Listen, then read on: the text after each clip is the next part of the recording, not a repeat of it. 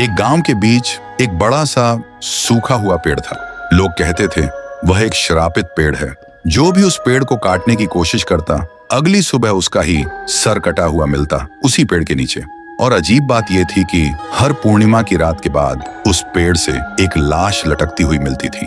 गांव वाले सहमे रहते थे, पर असली राज किसी को नहीं पता था। फिर एक दिन गांव का एक जवान लड़का राइस्टार एक पंडित के पास जाता है और कहता है, बाबा, क्या कोई उपाय नहीं उस भूतिया पेड़ से गांव को बचाने का?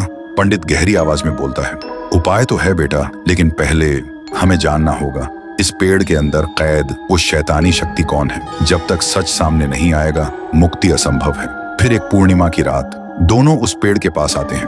पंडित पेड़ के चारों ओर अग्नि की लकीर खींचता है और मंत्र करने लगता है। मंत्रों की गूंज हवा को कांप आने लगती है। और उसी बीच राइस्टार गरज कर बोलता है, सुन, अगर तू सचमुच यहाँ बसा है तो सामने आ और बता तू मासूम लोगों की जान क्यों ले रहा है। तभी पेड़ में एक लड़की का चेहरा आता है। वह चिल्लाती है, बंद करो ये मंत्र, मेरे कान फट रहे हैं। राइस्टार दहाड़ता है, पहले सच बता, तू इस पेड़ में क्या कर रहा है और क्यों गांव वालों का खून पी रहा है।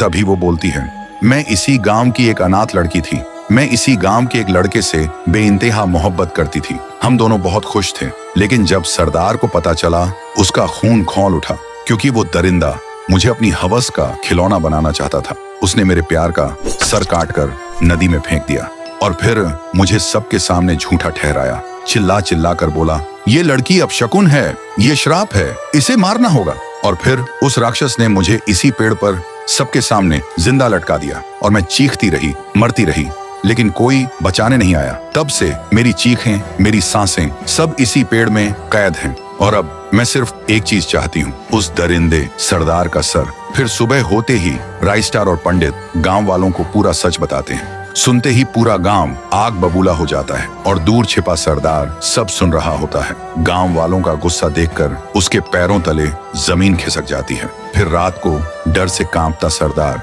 अकेला उस पेड़ के पास आता है। पेड़ से वही आत्मा गरजती है, आ ही गया तू दरिंदे, तेरे ही खून की प्यास थी मुझे। सरदार घुटनों पर गिरकर रोता है, माफ कर दे, मैं हवस में अंधा हो गया था, मुझसे गलती हो गई। लेकिन तभी उसका सर खुद ब खुद धड़ से अलग हो जाता है। पेड़ तेज रोशनी में जल उठता है और फिर धीरे धीरे शांत हो जाता है। सुबह गांव वाले पेड़ के पास आते हैं और देखते हैं सरदार की लाश बिना सर की जमीन पर पड़ी है। पंडित मुस्कुराकर कहता है, अब श्राप खत्म हो गया। और राइस्टार आखिरी बार कहता है, गांव को श्राप से बचाने के लिए एक ही चीज चाहिए थी, सच का सामना करने की हिम्मत। और आज वो हिम्मत जीत गई।